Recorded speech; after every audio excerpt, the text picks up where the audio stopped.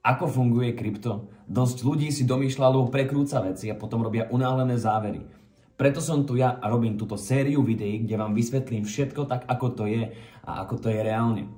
Či už v pozitívnom alebo v negatívnom zmysle, tak nezabudni šupnúť odber, nech ti neutečie ani jedno video. Najprv by som chcel rozobrať tému pranie špinavých peňazí. Lebo všade počujem, že krypto je stvorené len na pranie špinavých peňazí a tvárime sa všetci, ako keby len krypto funguje na pranie špinavých peňazí. Ale preto tu mám jednu výbornú štatistiku. Aj keď samozrejme je ťažké určiť presnú sumu prania špinavých peňazí, keďže všetko je ilegálne a nevidujú sa žiadne záznamy, teda samozrejme okrem krypta, kde je všetko verejné, tak tu máme takúto štatistiku. Odhaduje sa, že sa ročne vyperie niečo medzi 700 miliardami až necelými 2 biliónami. A údaje, ktoré sa mi podarilo dohľadať, sú také, že v roku 2023 bolo vypraných niečo cez 22 miliard, čo je pokles oproti roku 2022, kde to bolo 31,5 miliardy. Čo keby sme brali do úvahy, že sa vyperie v úvodzovkách len niečo cez 700 miliard, tak údaje z roku 2023 by boli približne 3%. Takže s týmto, že pranie špinavých peňazí funguje len cez krypto, alebo krypto je len na pranie špinavých peňazí, tak s tým, milí moji, choďte do piči. A ako teda funguje krypto? Poznáme to, klasika. Blockchain, smart kontrakty a tak ďalej. Je to plný YouTube, ale ja sa presuniem rovno na cenu krypta, čo ju poháňa nahor alebo nadol. Klasika, poznáš to, dopyt a ponuka. Ak niečo kupuješ, tak cena rastie, ak niečo predávaš, tak cena klesá. Takisto fungujú akcie, zlato, rôzne komodity a podobne, prakticky skoro všetky veci, čo sa dajú kúpiť. Ale to je len zjednodušene povedané, lebo na cenu vplýva viacero faktorov, ako len to, že niekto sa rozhodne nakúpiť alebo predať. Ale o samotnom projekte nejakej kryptomeny vám viacej môže povedať samotný market cap alebo supply. Čiže ak chcete video o tom, kde to celé rozoberiem, tak šupnite odber a napíšte do komentára a ja vám to na zlatom podnose celé môžem priniesť. Keďže už rozprávam nejakú chvíľu a stále som nikoho neurazil, tak teraz je ten správny čas. Tak ako akcie, tak ako alkohol, tak ako tvoja ex, tak aj kryptomeny nie sú pre každého. Tá tvoja ex je diskutabilná. Písalo mi už pár ľudí na takú ťažkú vedeckú prácu a to je, že ako sa zaregistrujem na Binance?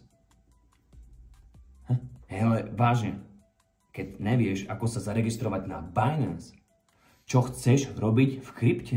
V takomto prípade, ak vám robí problém registrácia na Binance alebo na podobnú burzu alebo niečo ohľadom toho, tak si radšej nájdete nejakého kvalitného finančného poradcu a investujte cez neho. Máte to o mnoho jednoduchšie a nemusíte kaziť meno kryptu. Ďakujem. Lebo či chceme alebo nechceme, väčšina ľudí nevie rozmýšľať a nie to ešte potom pochopiť princíp investovania. A to je jeden z dôvodov, prečo je väčšina ľudí na trhoch v strate. Teraz nehovorím o špičkových traderoch i ekonomii, čo včera zametali ulice za 2,50 a dnes si vytradovali notebooky, síce na demo účtoch, ale vytradovali. Ja hovorím o tých ľuďoch, ktorí si príklad kúpia Bitcoin na cene 100 000, potom ho predajú na 80 000, lebo panika, stres, Bitcoin pôjde na nulu a podobne. Jebe, takíto ľudia by nemali chodiť do krypta, lebo zbytočne kazia meno kryptomenám. Tým, že sa oni popálili, tým, že oni kúpili na 100 000, teraz to predali na 80 000, tak Bitcoin je schem. Ale ako som povedal, či chceš alebo nechceš, väčšina ľudí na svete sú jednopunkovci. Vidie to aj na podvodoch. Keď sú podvody také jednoduché, že ten podvod sám o sebe kričí, že more, ja som scam. A aj tak sa nechajú oskemovať tí ľudia, to už fakt nie je normálne. A potom sa nečudujme, že tu máme také špatné meno o krypte. Ale teraz sa môžeme presunúť na to, ako krypto nefunguje. A to je moja obľúbená téma a to sú predikcie. Chápem predikciu ceny v jednom zmysle. A to je to príklad. Bitcoin zažije nejakú korekciu alebo pôjde do bear marketu, tak môžeme očakávať, môžeme si načrtnúť nejaké úrovne, kam by mohol ten Bitcoin potenciálne ísť, ak sa vráti späť. Do toho môžeme použiť nejaký volume profile a podobne. Ale ja nechápem, ako môžete predikovať cenu kryptomeny tak vysoko, kde ešte nebola. Ja chápem, že môžeme predikovať, že bude mať all time high, ale ako môžeme predikovať, že Bitcoin bude mať 200 000? Podľa čoho? Hej, môžeme si vypočítať, že koľko sa prisunie peňazí cez ETF a podobne. Ale teraz by som sa vrhol na také memečka alebo tak, kde vidíme predpoklady alebo predikcie ceny Shiba Inu, Pepe a podobných kokot, že budú stať $1 a podobne, čo by z hľadiska market capu a podobne nedávalo žiadny zmysel, alebo je to nereálne. Ale najviac ma fascinujú predikcie na TikToku.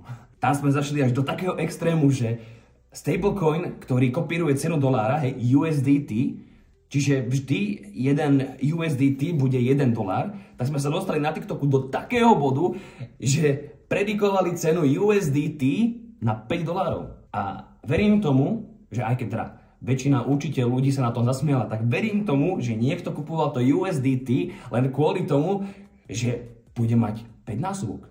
Ja tomu verím. Alebo napríklad, tu sa môžeme pozrieť Doge za $25, Luna Classic za $7 a XRP za 200. Ty kokos, keby XRP malo $200, tu máme matematický príklad, keby XRP malo $200, market cap by musel mať cca 11,6 bilióna, čo je pri aktuálnom market cape 7-násobok Bitcoinu. A povedzte mi, či je to reálne.